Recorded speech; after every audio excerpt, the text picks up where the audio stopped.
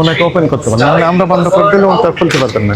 এখানে ভোক্তা অধিকার বিরোধী কার্যক্রম পরিচালনা করা হচ্ছে, এই কারণে আমাদের উপস্থিতি টের পেয়ে দোকান বন্ধ করে পালিয়েছেন। এই তো হ্যাঁ, দোকান বন্ধ করেছে, তার মানে এনাদের অনিয়ম আছে।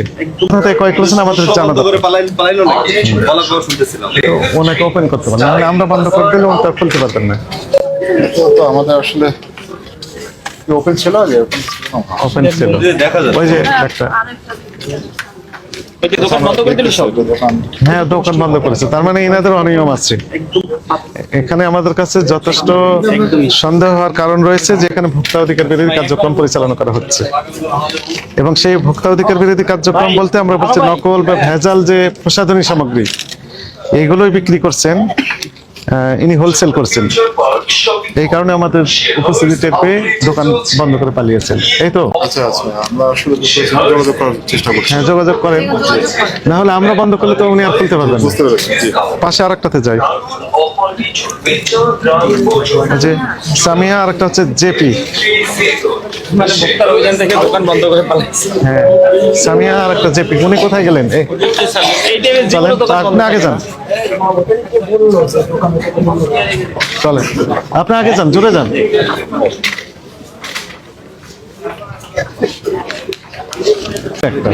বুঝতে পারেননি, এই জন্য।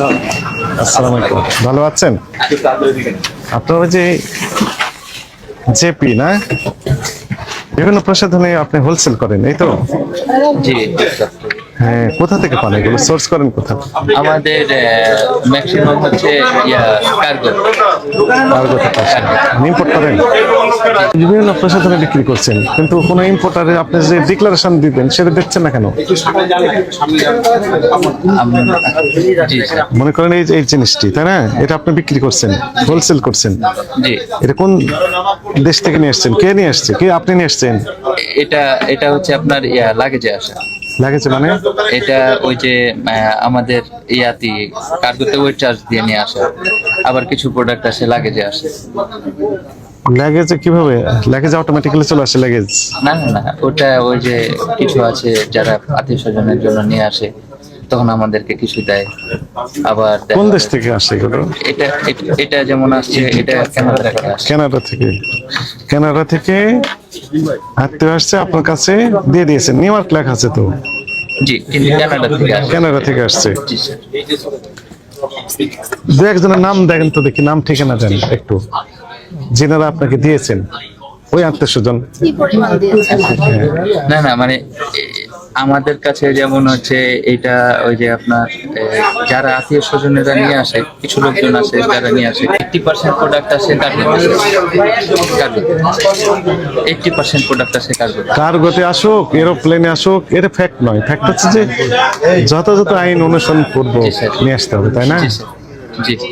আমরা বৈধভাবে নিয়ে আসেন না অবৈধভাবে নিয়ে আসেন? বৈধভাবে নিয়ে আসি। কাগজপত্র আছে তো তাহলে? হ্যাঁ, আমরা ওই যে আমি অরিজিন কার্গোতে নিয়ে আসি প্রোডাক্ট। আবার আপনি ওই লাইনে যাচ্ছেন। হ্যাঁ। আমি তো কাগজপত্র আছে আপনার? কোথায় কাগজপত্র স্যার? তো আপনি ইম্পোর্টার, আপনি ডিক্লারেশন দিচ্ছেন না কেন ইম্পোর্টার হিসাবে? স্যার, আমরা ছোট ব্যবসা, মানে অল্প ব্যবসা, মানে ছোটখাটো শুরু আপনি নিজে আমদানি করেন না? আমরা আমদানি করি বলতে ওই চার্জ দিয়ে মাল নিয়ে আসি, বাইরে থেকে কিনে বাংলাদেশ সরকারকে মানে ওয়েট চার্জ ট্যাক্স মানে পূরণ করে মাল নিয়ে আসি। হ্যাঁ হ্যাঁ, ওয়েট চার্জ ওয়েট চার্জ দিয়ে ডিক্লারেশন না দিয়ে আমরা অল্প কিছু প্রোডাক্ট নিয়ে আসি শুধু রিটেল করার জন্য। তো আপনার কারণে তো বাজারে সমস্যা তৈরি হচ্ছে। আপনি যেহেতু ডিক্লারেশন দিচ্ছেন না, দিতে পারছেন না যে আপনার আপনি ইম্পোর্টার, এই ডিক্লারেশন তো দিতে পারছেন না। এটার ইম্পোর্টার তো আমি না। আমি নয়। না, এটা সব, এটা আমার সব নতুন ছাড়, মানে লাস্ট 6 মান্থ 7 মান্থ। আপনি তো আমদানিকারক না?